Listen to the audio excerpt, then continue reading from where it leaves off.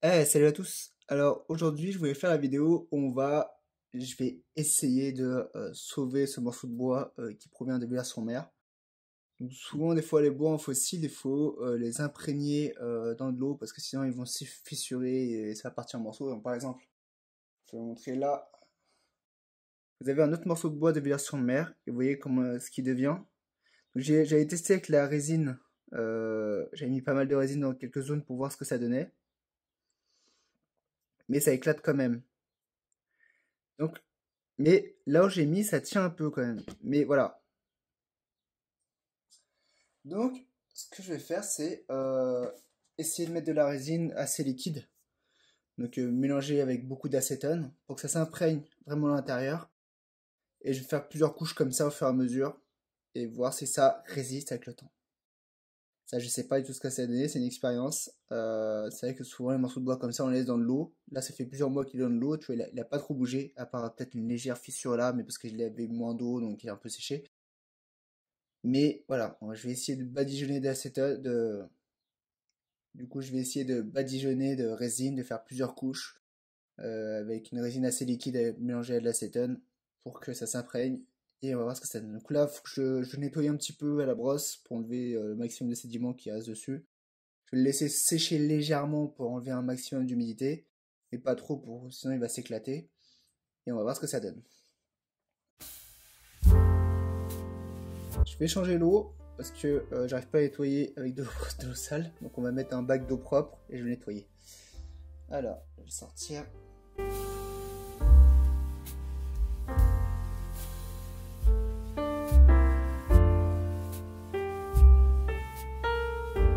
Là, ce qui est intéressant, c'est que là, vous avez des huîtres qui se sont collées dessus. Mais je pense pas que ça soit des huîtres fossiles. Parce que ça se casse beaucoup trop facilement. Donc, c'est des huîtres actuelles qui se sont collées sur. Ça aurait pu être intéressant des huîtres fossiles. Ça aurait pu indiquer que là, le morceau de bois elle est au fond ou il s'est posé quelque part. Et que les huîtres l'ont colonisé comme actuellement en fait. Comme on peut le voir là. Ça aurait pu faire ça en fossile. Mais là, non, c'est de l'actuel.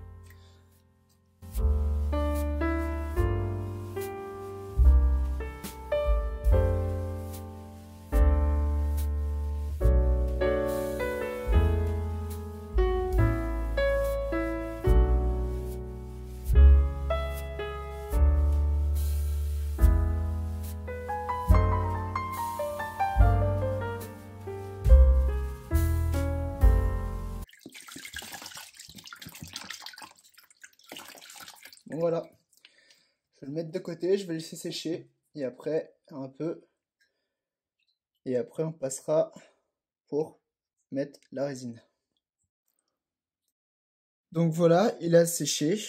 Il faut bien laisser sécher quand même la pièce sur laquelle on veut mettre de la résine parce que avec l'eau en fait ça va pas s'imprégner, ça va faire une couche en surface qui va pas rester.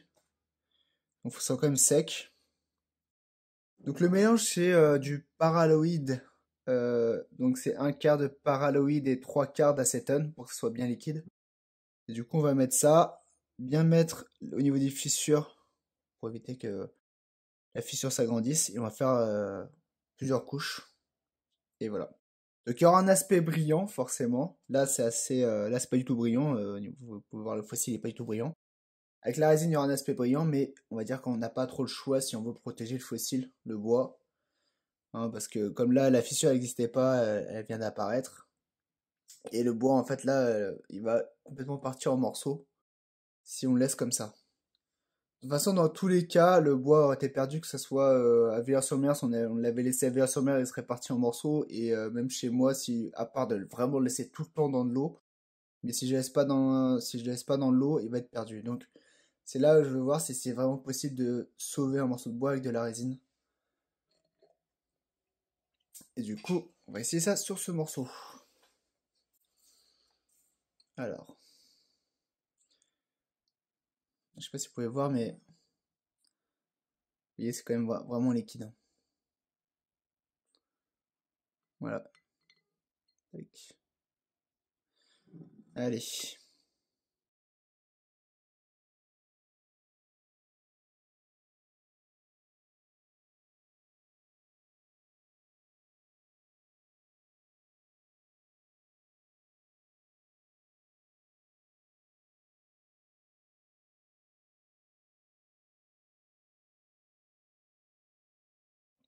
Donc faut bien en mettre au niveau de la fissure.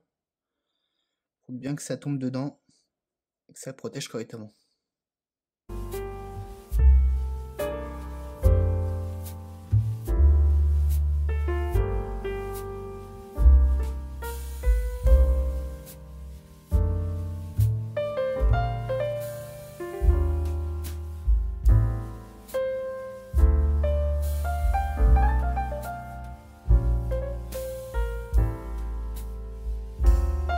Alors là en fait ce que je fais c'est que je rajoute de l'acétone pour essayer de diluer. Parce que je pensais que c'était assez sec, le morceau de bois était assez sec pour placer, pour mettre de la résine dessus. Et je me suis rendu compte que non. Et alors, je vais essayer de pas trop renverser, hop. Et du coup ça fait un aspect un peu bizarre. Et en fait c'est parce que la couche elle reste en surface. Donc c'est pas très grave s'il y a de l'acétone, de toute façon ça s'évapore très facilement l'acétone. Du coup ça reste en surface et ça fait c'est un peu cet aspect bizarre mat, pas très joli. Parce que ça, avec l'eau, à cause de l'humidité, en fait ça s'infiltre pas dans le bois. Et c'est problématique. Donc là je rajoute de l'acétone dans certains endroits pour voir ce que ça donne. Parce que le souci, c'est que moi je vais partir en vacances, je voulais faire ça avant les vacances. Et du coup là si ça marche vraiment pas, que c'est pas assez sec, je dois remettre ça dans de l'eau, le bloc. Laisser pendant les vacances, ressortir, laisser sécher pendant plusieurs jours. Mais j'ai peur de laisser sécher, c'est le problème. Vous voyez l'aspect que ça donne là? Regardez, je peux l'enlever comme ça. Ça, c'est pas bon. C'est vrai que ça s'est pas du tout incrusté, ça fait une fine couche à la surface. Regardez comme je l'enlève facilement.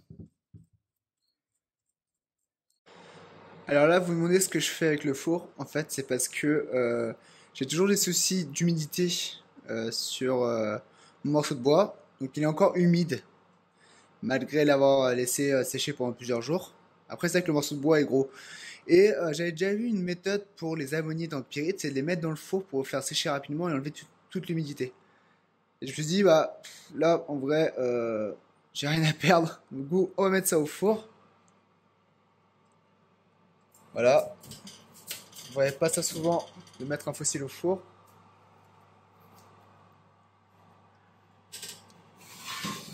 Et on va voir ce que ça donne. Alors, le temps de cuisson, je connais pas, hein. Donc, je vais rester à surveiller pour voir comment ça évolue. Mais voilà. Bon, ça fait 10 minutes que je l'ai laissé à 180. On va le sortir. Donc, ouais, bon, il a pas craqué, ça va. Il a pas bougé apparemment. Voilà, regardez, hop. Non, non, ça a l'air d'aller. Ah si, regardez, faut que je le sorte parce que... Hop, ça va tomber. Là, ça commence à craquer, vous voyez. J'avais pas vu, mais là, ouais. Donc, je vais le sortir, laisser refroidir. Et après, je vais refoutre de la résine dessus en espérant que cette fois-ci, c'est bon. Allez, c'est parti. Donc là, il a l'aspect que je recherchais. Donc avec une couche de résine qu'on voit assez bien parce que j'ai mis quand même une bonne quantité pour que ça solidifie correctement. Donc là, voilà. Là, on a un résultat que je pensais voir. Euh, je remarque qu'il y avait encore pas mal d'eau parce que là, vous pouvez pas voir. Je l'ai déplacé et là, en fait, c'est encore de l'humidité qu'il y avait en dessous. Donc, c'est vrai qu'il restait encore pas mal d'humidité dans ce fossile. Et que j'aurais pas réussi à avoir ce résultat si, si je l'avais laissé sécher correctement ou genre vraiment pendant plusieurs jours. Mais bon. Donc là, on va retourner délicatement. Et on va faire l'autre côté.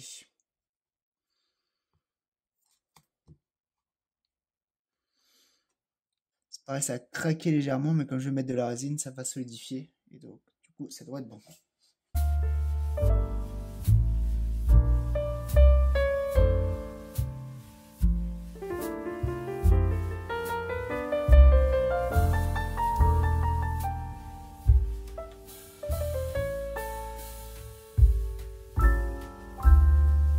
Donc, comme vous pouvez voir, j'ai mis de la résine partout. Hein. Hop. Voilà. Et du coup, maintenant, on va mettre la deuxième couche de résine pour renforcer et pour que ça continue de s'imprégner dans toutes les fissures. faire plusieurs couches comme ça. Et après, on n'a plus qu'à espérer que ça tienne.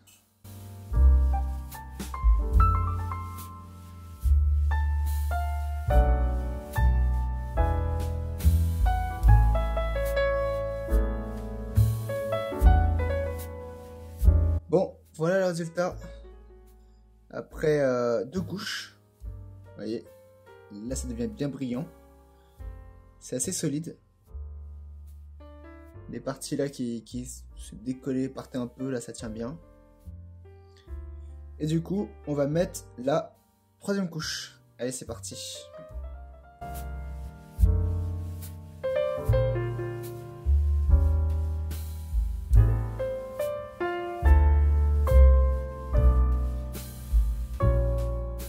Donc voilà le résultat. Après 3 couches. Donc c'est un aspect un peu brillant, mais ça c'est la résine qui fait ça. Donc là ce que je vais faire, c'est que je vais le laisser pendant 1 semaine sans y toucher. Voir comment ça évolue en 1 semaine. Voir si ça a bougé, si ça n'a pas changé. En 1 semaine, normalement, ça devrait pas bouger. Parce que j'ai vraiment mis 3 couches, j'ai tout recouvert, mais vraiment toutes les parties. Même si là, il y a des petits trous, en fait, à chaque fois, j'en mettais un peu plus pour que ça coule à l'intérieur, dans les fissures, pour bien que ça coule dans les fissures, pour consolider au niveau des fissures. Donc, je pense qu'en 1 semaine, ça devrait pas bouger. Après, la résine, l'avantage, c'est que c'est réversible. Le principe, c'est qu'en fait, on met des billes dans de l'acétone, les billes vont se dissoudre, et quand en fait on le place sur le fossile, l'acétone va s'évaporer et il va plus que rester la résine. C'est l'aspect qu'on a ici un peu brillant. Et si on prend le fossile et qu'on le remet dans de l'acétone, la résine sur le fossile va se dissoudre à nouveau, et du coup on peut enlever la résine du fossile grâce à l'acétone. Donc si par exemple ça ne nous convient pas, hop, on met de l'acétone et on peut enlever la résine. C'est pour ça que c'est pratique, parce que c'est réversible et c'est pas... on peut l'enlever si on a envie. Alors après, le résultat, c'est vrai qu'il n'est pas non plus incroyable. On voit pas forcément, mais je sais qu'il y a des endroits où il y a des petites bulles qui se sont mis dans la résine, donc du coup il y a des zones avec des petites bulles. C'est pas... Je pensais qu'en fait ça allait plus s'imprégner dans le fossile et moins donner d'aspect brillant comme ça à la surface, parce que ça allait vraiment rentrer dans le fossile. Malgré une résine qui était assez liquide, parce que j'ai fait 1/4 de résine et 3/4 d'acétone, donc c'était assez liquide. Mais c'est peut-être pas encore assez liquide. Il faudrait peut-être faire de la résine beaucoup plus diluée pour que ça soit beaucoup plus liquide et que ça prenne plus rapidement dans le fossile. Ça, c'est un truc à tester. Peut-être que ça marcherait mieux, on aurait moins cet aspect brillant, qu'on pourrait garder l'aspect, je sais pas comment dire, mais l'aspect du fossile de base, sans avoir cette couche de résine surface, tout en protégeant le fossile, parce que la résine elle est à l'intérieur, elle s'est bien imprégnée dans le fossile. Donc ça, c'est quelque chose qu'il faudra peut-être tester. Après, faudra voir aussi au bout d'1 an ce que ça donne. Est-ce que au bout d'1 an, ça aura bougé? Ça, c'est à voir. Mais si au bout d'1 an, ça n'a pas bougé, je pense que ça peut être une solution pour conserver les fossiles de bois comme ça, qui peuvent s'abîmer, se dégrader au fil du temps, sans devoir le laisser dans un bac d'eau. C'est plus pratique de l'avoir dans les collections comme ça que tout le temps dans un bac d'eau. Et ça permet de conserver. Donc, mais voilà, je pense qu'il faudra peaufiner la méthode pour avoir quelque chose de plus sympa visuellement que là, un truc, une grosse couche brillante dessus. Voilà. Qui est au niveau esthétique moins agréable et même en termes pour... moi, je vais pas faire d'études, mais si on veut étudier le fossile, c'est peut-être moins pratique d'avoir une grosse couche de résine dessus comme ça. Au niveau de l'aspect, c'est peut-être moins pratique pour étudier, quoi. Donc voilà, donc je reviens au bout d'une semaine et on va voir ce que ça donne. Alors voilà le résultat au bout d'une semaine. Donc ça n'a pas bougé. Donc c'est plutôt pas mal, mais bon, ça reste qu'une semaine, hein. C'est pas non plus très long. Faudra voir au bout d'1 an, je pense. Mais voilà, ça n'a pas vraiment bougé. Donc je vais le laisser de côté pendant 1 an, on verra bien. Alors peut-être que vous vous posez la question de pourquoi le fossile de bois se conserve pas. Parce que déjà c'est pas du bois silicifié. Le bois silicifié, ça se conserve mieux parce qu'il y a une cristallisation, ce qui n'est pas le cas ici. Et du coup, il y a plusieurs actions qui expliquent la dégradation de fossiles de bois non silicifiés. Ça va être la dessiccation, le sel, parce que c'est en bord de mer, donc il y a du sel qui s'incruste dans les fissures, et la pyrite, donc l'oxydation de la pyrite. Donc en protégeant le fossile de l'air comme ça, il y a plus de chances que le fossile se conserve. Mais voilà, il y a peu d'informations dessus, je sais pas si ça peut durer des années ou pas, je sais pas.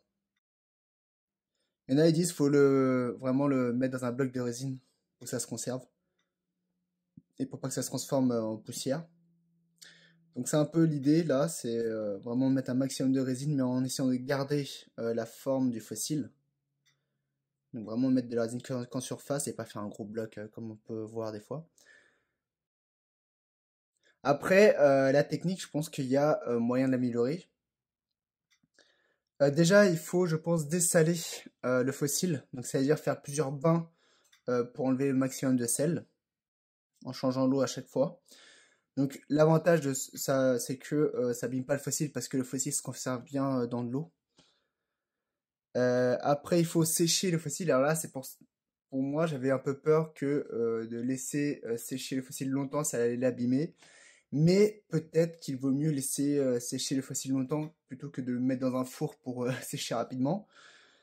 Bah, c'était une première fois, c'est une expérience, hein. Donc je pense que si je retente ça, la prochaine fois, je vais essayer de laisser sécher pendant plusieurs semaines. Peut-être que laisser sécher plus longtemps et plus doucement, c'est mieux. Et enfin, il faut trouver une solution pour pas avoir en fait cette couche de résine qui est pas très belle. Et du coup, il faudrait soit diluer la résine beaucoup plus avec de l'acétone pour que ça s'infiltre, ce soit beaucoup plus liquide et que ça s'infiltre plus dans le fossile et qu'on ait moins cet aspect brillant, cette couche un peu, ça fait un peu plastifié. Ou sinon, il faudrait voir pour utiliser aussi de la colle à bois. La colle à bois diluée qui va aussi s'imprégner un peu dans toutes les fissures et qui, l'avantage, c'est qu'elle est transparente quand ça sèche. Donc c'est peut-être aussi une idée, c'est voilà, aller vers de la colle à bois. Du coup, pour résumer, il faudrait enlever le maximum de sel avec du bain, avec plusieurs bains.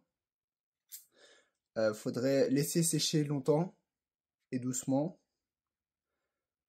Et faut protéger avec une solution plus liquide. Donc soit avec de la résine, soit avec de la colle à bois. Donc c'est pareil, il faudra tester. Voilà. Mais bon, le résultat est pas... ça va. J'avais un peu peur que ça fasse plus moche que ça. Mais non, ça va. Bon, par contre, voilà, c'est pas ce qu'il y a peut-être de plus esthétique, mais ça protège le fossile de bois. À défaut, sinon, faut le laisser dans de l'eau ou dans une boîte hermétique pour pas qu'il y ait de l'air. Là, l'avantage, c'est qu'on peut laisser ça dans la collection, ça prend moins de place que dans un bac d'eau, et on peut le manipuler facilement. Voilà. Et aussi l'observer assez facilement, comme là. Donc voilà. Donc c'est une tentative.